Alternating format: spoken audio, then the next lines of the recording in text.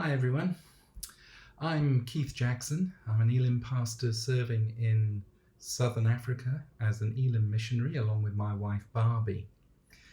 We've been here a little over 18 months. During that time we've been learning language, acclimatizing, building relationships. I've recently started running leadership schools for our global partner Emmanuel Assemblies. And that involves training up lay leaders and pastors around the issues of church planting particularly, but general leadership as well. I'm also heading up the National Church Planting Program in South Africa for Emmanuel Assemblies. That's a recent development. We're really excited by that and can't wait for our own lockdown to be over so we can really get to grips with that. My wife is a trained midwife and nurse, and she's in the process of getting her registration here. That's involving a lot of paperwork and bureaucracy, as I'm sure you can imagine. Once that's done, we'll be opening a mobile antenatal clinic to take primary care to the villages that need it most. In the medium term, we're looking at a project to open up a children's home for HIV orphans and those who are most vulnerable. I hope you've enjoyed looking at one or two of the pictures of a recent church plant we carried out about 3 hours away from where we live. Let's turn to the Bible, shall we? Thanks for joining me this morning as we're going to continue with the devotions through the book of Acts. We've come to Acts chapter 8. I hope you've read it in preparation. I'm not going to spend time reading that today, but I do want to just draw out just a couple of things for us in the unusual times we live. The early church experienced an unexpected crisis. They were scattered. Acts 8 tells us what happened immediately in the aftermath of Stephen's martyrdom. And what happens immediately is the church runs for their lives. They scatter throughout the provinces that are known to them. They go throughout Judea and Samaria. We discover they begin to live in a new normal. I guess as our world at the moment is on lockdown, we're also living in a new state of normal. We might one day talk about what it was like to live before COVID-19 and what it's like to live after COVID-19. Things may not return to exactly the way they were before for a long time yet. This is the most significant event to affect the world in this generation, certainly in many people's living memory. Right now, we might just be holding on and just hoping that we can get through our own crisis. You know, in Acts 8, when the church hit their big crisis, when Stephen, their shining light, their up-and-coming leader, was martyred, we read that Saul, in verse 1, approved of them killing him. That same day, not a respite, not a chance to recover, not a moment to reflect or to pray or to seek a strategy, that same day, persecution broke out against the church. And the church, or everyone apart from the apostles, was scattered. I wonder how we react when we are scattered. You see, Jesus knew this day was coming. He told them in Acts chapter 1 verse 8 that, I know we've looked at that chapter before, but let me reflect there. He says, "You will be my witnesses in Jerusalem and all Judea and Samaria to the ends of the earth." He knew it was coming. He didn't tell them how it was coming. Now, there's something we need to grasp in that. The early church knew that it was in their DNA that they had to spread. It was their reason for existence, the command they were given, the commission in Matthew chapter 28, 19 and 20 was to go into all the world. Jerusalem, though, had become the center of everything. They'd become a centralized church. They'd become focused on that one city. Now persecution came and they were spread out, they were scattered.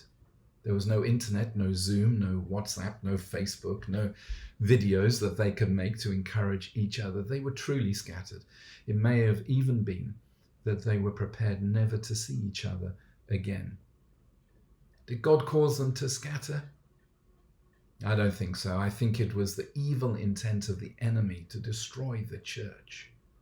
But to paraphrase Joseph, who spoke to his brothers in Genesis chapter 50, he says, what the enemy has planned for evil, God has turned to good to save many people. What the enemy planned for evil in Acts chapter 8, God turned for good. His church wasn't just scattered. His church was sent. What has happened around the world right now has been a plan of the enemy. His skill set is always around to kill, steal, and destroy. But what the enemy's planned for evil against the UK and other nations, God is going to plan for good, and the church will be at the spearhead of that good. Now, we can't meet together in our churches right now. We're hidden from view. We might run the risk of becoming complacent. But we have to realize we are not isolated in our communities. We're not even scattered there. We've been sent back there. The salt is well and truly out of the salt cellar. So they had an unexpected crisis, but then they had unprecedented power. See, when Jesus told them that they would go and be witnesses throughout the known world, before that he said in Acts 1:8, you will receive power to be my witnesses. We have the power of the Holy Spirit within us, within you, within me. You're not alone in the middle of the isolation and the trial. The Spirit of God is with you. You have something your neighbors may not have. You have the very presence of God with you right now as you're watching this little video. You have something your neighbors need. They too need the presence of God in their lives. So how do we get that salt, that message, to where it's really needed? In Acts chapter 8, verse 4, it says, those who were scattered preached the word wherever they went. Now, one of them becomes a bit of a superstar, Philip. Philip is the first missionary in the book of Acts. He goes for it. I mean, he is just mad for it for God. And he goes out there, he's leading revivals in Samaria. He goes to the Ethiopian eunuch. He preaches there. I mean, he is just dynamite on fire for God. And it's easy in a situation where there's a superstar to overlook our responsibility. Verse 4 says, those who had been scattered preached. Everyone took a responsibility to share the good news of Jesus Christ. You know, when the early church was scattered, they did not agonize. They didn't live in fear. They did not criticize. They didn't blame Stephen or their leaders. They did not ostracize themselves. They didn't hide away, even though their very lives were at risk from those who wanted to chase them down and kill them. No, they prioritized. They put the gospel first. They shared their faith. We too have a responsibility to be sharing our faith in these troubled times.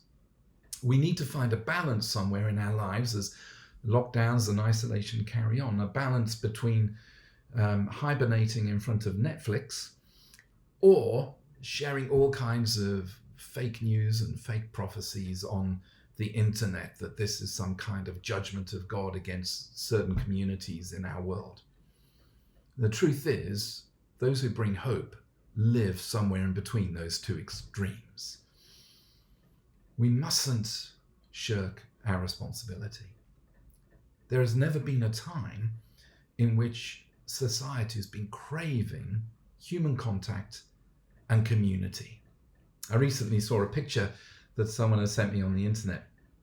It was of two men who were drinking buddies. Sorry about that, but that's what they were. They were drinking buddies. They missed going down to the pub with each other. So what they did is they removed a fence panel from their back gardens. They put two deck chairs at safe distance, and they sat and chatted whilst having their daily drink. Now, we can learn a lot from that. People still need community. They still need what we would refer to as an incarnate church, a present church. You can see that people are binding together in community like never before in recent history. 8 p.m. every Thursday in the UK, people are standing on their balconies and in their gardens, clapping and cheering at the NHS and our key workers. I've seen videos of people doing exercise classes in their streets, again at safe distances, but every morning getting up and playing loud music and having a little dance in the road. But when they go back into their homes, they need something else. They need what you've got. Now, we are separated by fences and walls, and those things are there. But the real barrier that the church has always faced is getting over the embarrassment of sharing and talking about our faith in Jesus Christ. We know that Romans 1, verse 16 tells us that we're not ashamed of the gospel of Jesus Christ, for it's the salvation, power of salvation for those who believe. But the real barrier is sometimes we're more worried about what people will think about us than what they will think about Jesus. Philip in Acts chapter 8 had a barrier between him and an Ethiopian eunuch. It was a chariot that was moving at speed. So he ran next to him. Now, what a sight that was. What a crazy fool he must have looked. But Philip asks him a key question as he realizes what is being read. He says, "Do you understand what you're reading?" That's in verse 30 of Acts chapter 8. In this time, how we act is going to speak more to people about our faith than many other things ever have. We need to act as spirit-filled Christians. We need to act as hope-filled Christians, because that's going to make a difference to the people living to the left and the right and around you. So how do we spread the good news at this time?